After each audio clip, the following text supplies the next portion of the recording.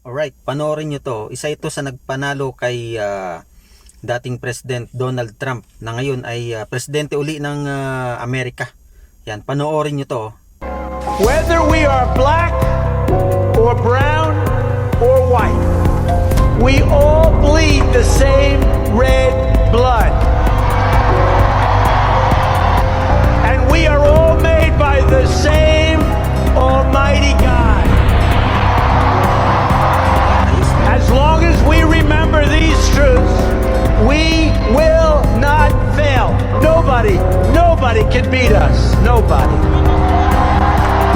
Together, we will make America strong again.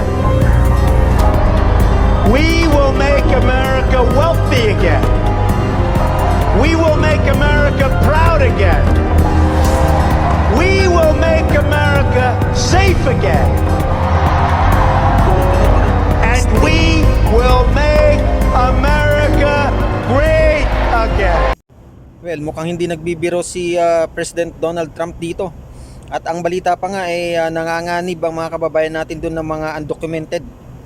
So mukhang second term niya, second time niya na maging presidente ay talagang magiging mas magaling pa ang gagawin niya. Pati pa nga daw sa war on drugs. Kaya abangan natin yan Kahit Amerika yan ay siyempre apektado ang buong mundo.